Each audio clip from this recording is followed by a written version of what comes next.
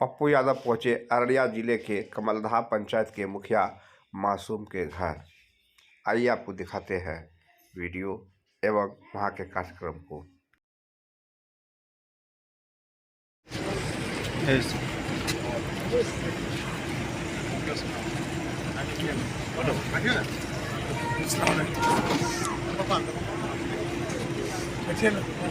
बैठ जाइए, सब आदमी बैठ जाइए, बैठ जाइए भैया। अस्सलाम वालेकुम।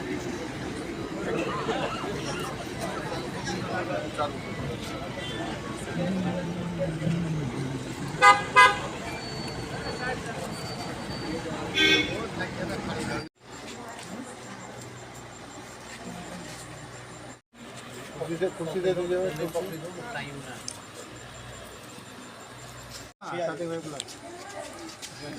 इधर आ जाइए।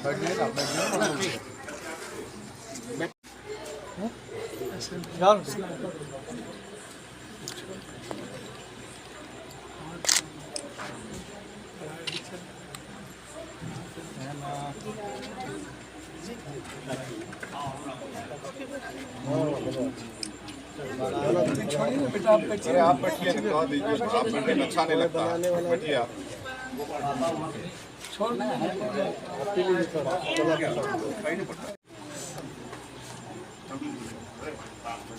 अब हमसे प्यार नहीं करते, अपने अच्छे दोस्त हैं। हाँ बहुत अच्छा।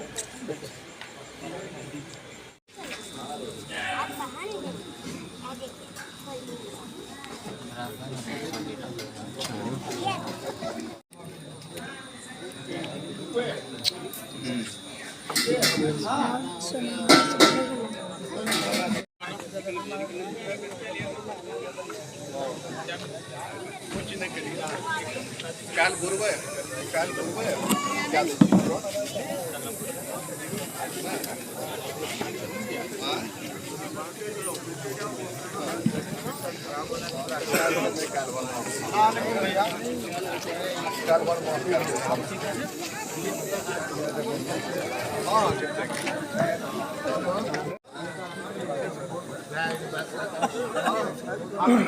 उससे मिलने दी, तो हट जाइए। भैया मिलने दिए, आगे रहिए ना, मिलने दिए क्या हाल ले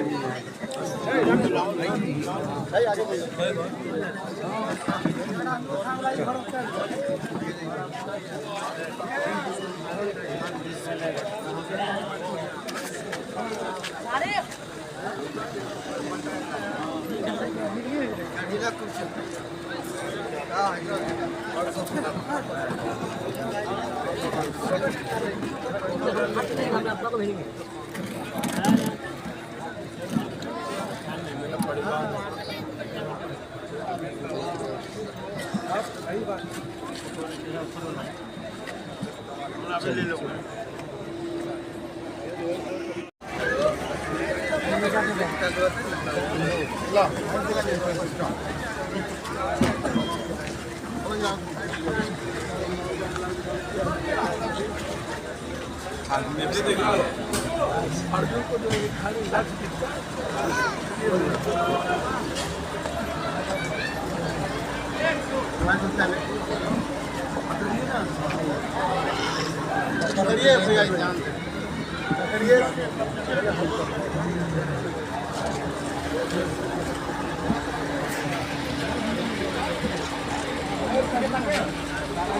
पप्पू यादव जी आज आपके यहाँ पहुँचे थे, किस तरह का कार्यक्रम था ये?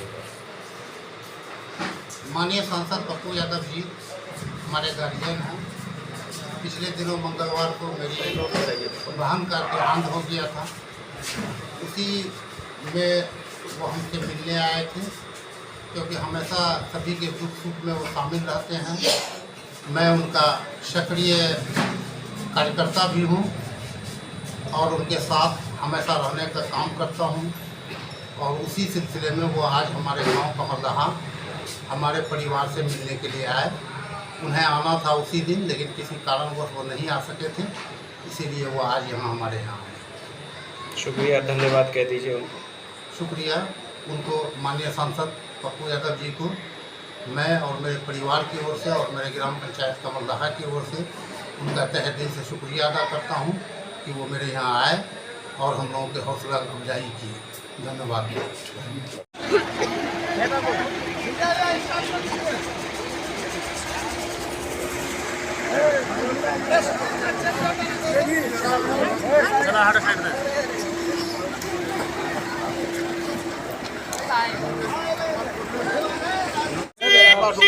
रुको ना भाई, किस तरह का दौरा है, किस तरह का दौरा था सर? मासूम जी जो मेरे परिवार के हिस्से हैं, मैं इस दुनिया में हर परिवार को वैचारिक रूप से भी और एक रिश्ता जो सबसे बड़ा होता है उस रूप में भी मैं परिवार मानता हूँ। और वैसे मासूम जी तो बहुत ही अंतरंग है और बहन बहुत प्यारी होती है। बढ़ाइए कि वो बहन नहीं रहना जिम्मेदारी बढ़ती है, क्योंकि बाढ़ की स्थिति बहुत भयावह थी और हम नदियों में थे, लोगों को बचाने में थे। सरकार ने अपनी जिम्मेदारी का एहसास नहीं किया तो उस जिम्मेदारी को मुझे महसूस करना।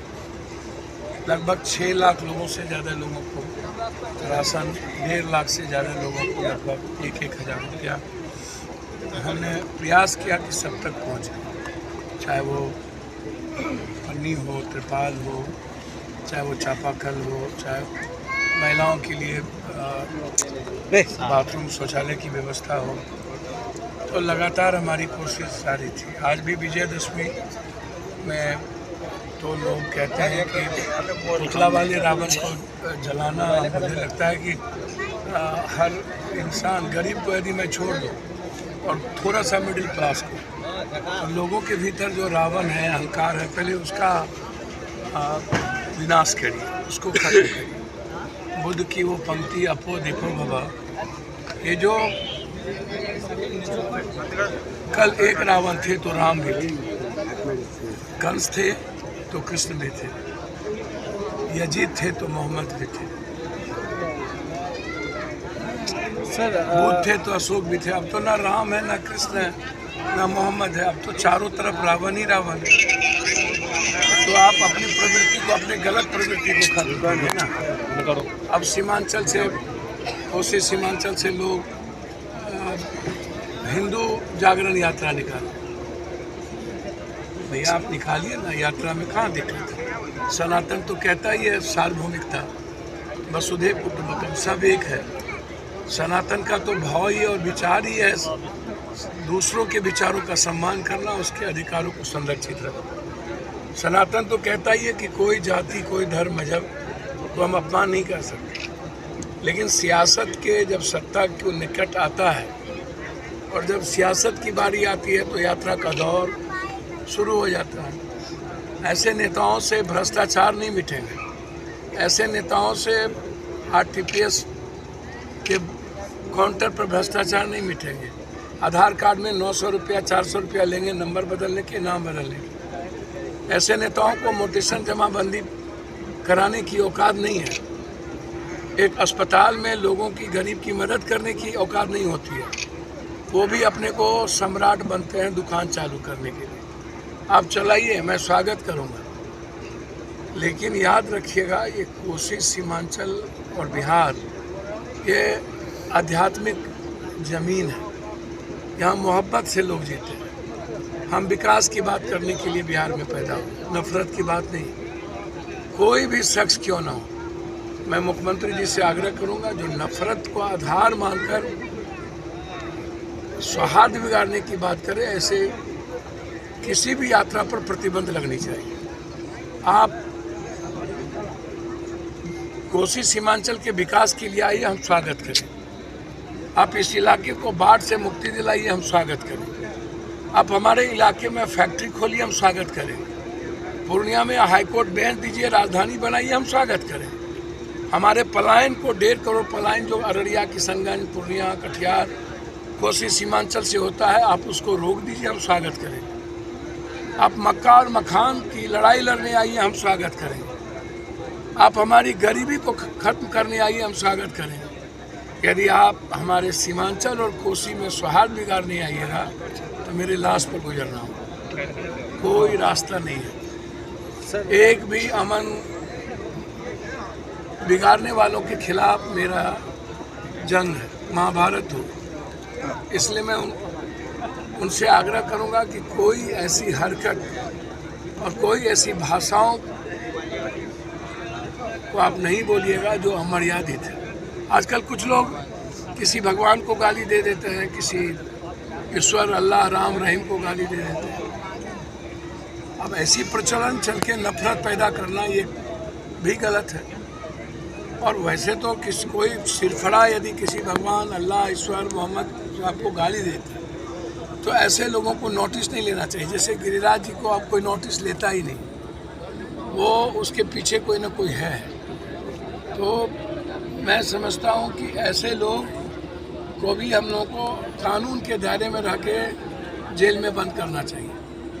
जिनकी भाषा के कारण किसी जाति का आहत हो, विचारों का आहत हो, कोई धर्म के दिल जख्म हो, तो ऐसे लोगों को किसी भी कीमत पर जेल में बंद करना चाहिए।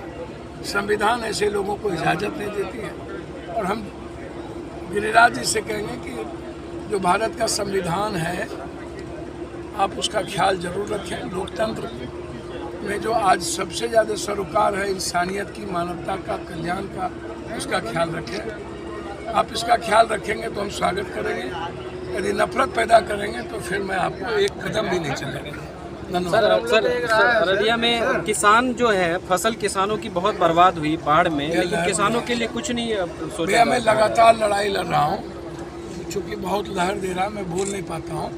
मैं लगातार लड़ाई लड़ रहा हूँ। आप 29 तारीख मेरे पिताजी की अभी आग बुझी नहीं थी कि हम बांध टूटने में चले गए। तब से लेके आज तक हमने कोशिश की है, चाहे फसल क्षतिपूर्ति का मामला हो, चाहे घर क्षतिपूर्ति का मामला हो, चाहे पशु क्षतिपूर्ति का मामला हो, चाहे सौरा नदी हो, चाहे दास नदी हो, चाहे परमान हो, चाहे कनकई हो, चाहे बूढ़ी गंडक हो, चाहे सप्तकोशी हो, चाहे कोसी हो, चाहे मानंदा हो। जो आज हालात है हमारे सीमांचल कोसी, उसमें बाढ़ क्षेत्र घोषित करने का डिमांड पप्पू यादव की तरफ से हमेशा हो रहा है।